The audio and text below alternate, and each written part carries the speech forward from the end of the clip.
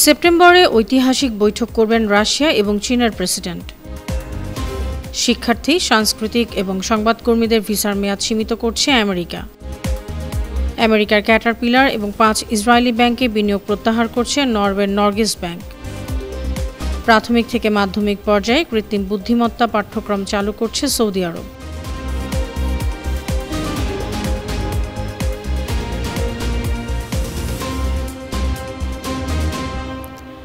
শুনছিলেন সংবাদ শিরোনাম। সবাইকে স্বাগত জানাচ্ছি বিশ্বজুড়ে প্রতিদিনে। বিশ্বের বিভিন্ন প্রান্তের সবশেষ তথ্য জানাতে আপনাদের সঙ্গে আছি আমি অনন্যা চৈতি।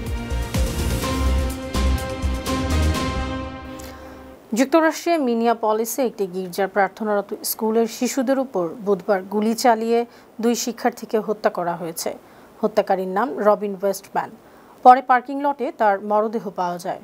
ধারণা করা হচ্ছে সে আত্মহত্যা করেছে। মোবাইল ফোনে ধারণ করা প্রায় 10 মিনিটের একটি ভিডিওতে অস্ত্র, গোলাবারুদ এবং লোড করা ম্যাগাজিন দেখা গেছে।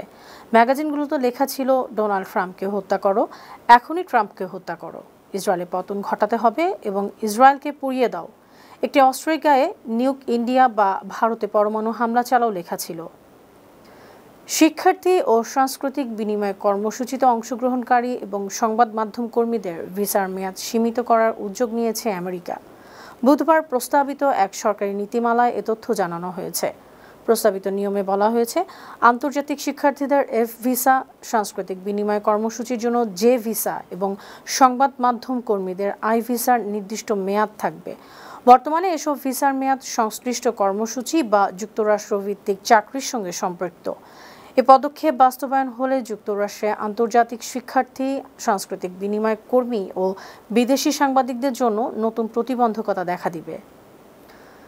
রাশিয়ার প্রেসিডেন্ট ভ্লাদিমির পুতিন এবং চীনার প্রেসিডেন্ট শি জিনপিং আগামী সেপ্টেম্বরে এক ঐতিহাসিক বৈঠক করবেন। মস্কোতে নিযুক্ত চীনার রাষ্ট্রদূত ঝাং হানহুই বার্তা সংস্থা তাসকে এ তথ্য জানিয়েছেন। তিনি বলেছেন, জাপানি আগ্রাসনের বিরুদ্ধে চীনা জনগণের প্রতিরোধ যুদ্ধ এবং বিশ্ব ফ্যাসিবাদ বিরোধী যুদ্ধ বিজয়ের 80তম বার্ষিকী উপলক্ষে সেপ্টেম্বরে বেইজিংয়ে এক সভা হবে। তখন চীন ও রাশিয়ার নেতারা গুরুত্বপূর্ণ বৈঠক করবেন। রাষ্ট্রদূত আরও বলেন, চীন ও রাশিয়া সবসময়ই একে অপরকে সহযোগিতার অংশীদার হিসেবে বিবেচনা করে। এদিকে উত্তর কোরিয়ার নেতা কিম জং উন আগামী সপ্তাহে বেইজিং যাবেন। চীনের পররাষ্ট্র মন্ত্রণালয় জানিয়েছে, সেখানে একটি সামরিক কুচকাওয়াজে অংশ নেবেন তিনি। জাপানের বিরুদ্ধে চীনের যুদ্ধ ও দ্বিতীয় বিশ্বযুদ্ধ সমাপ্তির 80 বছর পূর্তি উপলক্ষে বিজয় দিবস উপলক্ষে এই কুচকাওয়াজের আয়োজন করা হচ্ছে। বিশ্বের 26 জন রাষ্ট্র ও সরকার প্রধান এই অনুষ্ঠানে অংশ নেবেন। কুচকাওয়াজে প্রথমবারের মতো চীনা সেনাবাহিনীর নতুন গঠন কাঠামোর কুচকাওয়াজ হবে। আজ সংবাদ সম্মেলন করে চীনের পররাষ্ট্র মন্ত্রণালয় জানিয়েছে, আঞ্চলিক শান্তি ও স্থিতিশীলতার জন্য উত্তর কোরিয়া ও চীন সহযোগিতা বহাল রাখবে। অনাহার অপুষ্টিতে বুধবার গাজায় 10 জন মারা গেছেন। তাদের মধ্যে 2 জন শিশু রয়েছে। গেল 27 মের পর এ পর্যন্ত উপত্যকায় না খেয়ে মারা গেছেন 313 জন। এর মধ্যে শিশুর সংখ্যা 119। অন্যদিকে বুধবার একদিনে ইসরায়েলের হামলায় 18 ত্রাণ প্রত্যাশী সহ 75 জন নিহত হয়েছেন। আহত হয়েছেন 268 জন। 2023 সালের 7 অক্টোবরের পর শুরু হওয়া ইসরায়েলি হামলায় এ পর্যন্ত গাজায় 62,895 জন নিহত হয়েছেন। আহত হয়েছেন 1,58,927 জন। যুক্তরাষ্ট্রের অর্ধেক ভোটার মনে করেন গাজায় ইসরায়েল গণহত্যা চালাচ্ছে। কুইনিপিয়াক বিশ্ববিদ্যালয়ের এক জরিপে এ তথ্য জানা গেছে। গতকাল বুধবার জরিপের ফলাফল প্রকাশিত হয়েছে।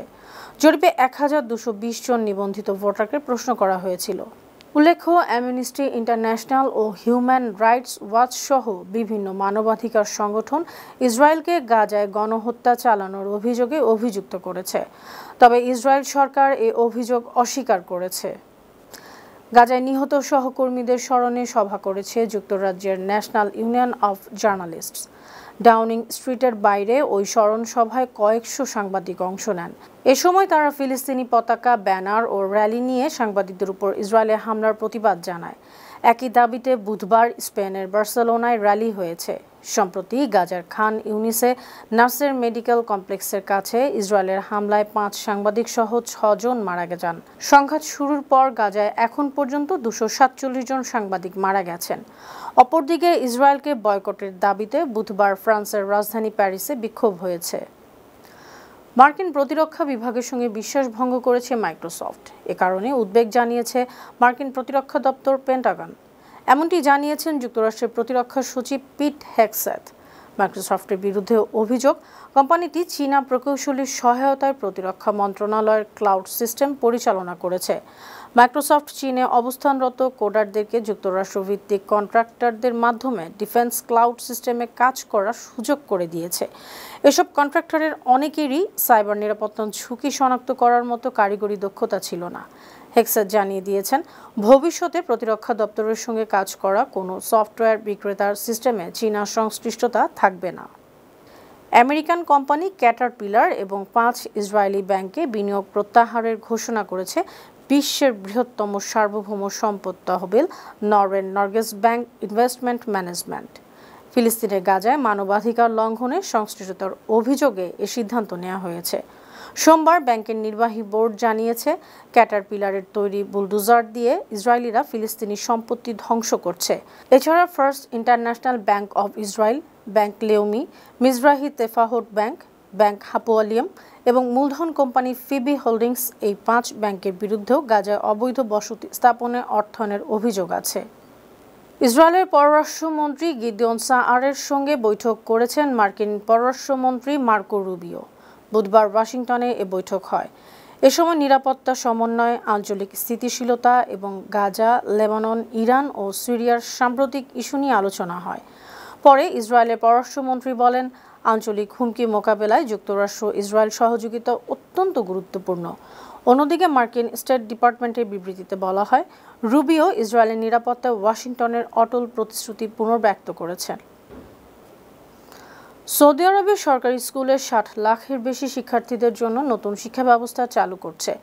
2025-26 শিক্ষাবর্ষ থেকে প্রাথমিক থেকে মাধ্যমিক পর্যন্ত শিক্ষার্থীদের পড়ানো হবে কৃত্রিম বুদ্ধিমত্তা পাঠ্যক্রম। এমন উদ্যোগ নিয়েছে national centre for curriculum, ministry of education, ministry of communication and information technology and the Saudi data and artificial intelligence authority. আগামী প্রজন্মকে প্রযুক্তি ও উদ্ভাবনের নেতৃত্বের জন্য প্রস্তুত করতে প্রাথমিক স্তর থেকে এআই শিক্ষা চালু করা হচ্ছে। সুপ্রিয় দর্শক, এই ছিল আজকের বিশ্বজুড়ে প্রতিদিনের আয়োজনে। দেশ বিদেশের বিভিন্ন খবর নিয়ে আবার আপনাদের সামনে হাজির হব। সে পর্যন্ত ভালো থাকুন, সুস্থ থাকুন, 52 টিভির সঙ্গেই থাকুন। ধন্যবাদ।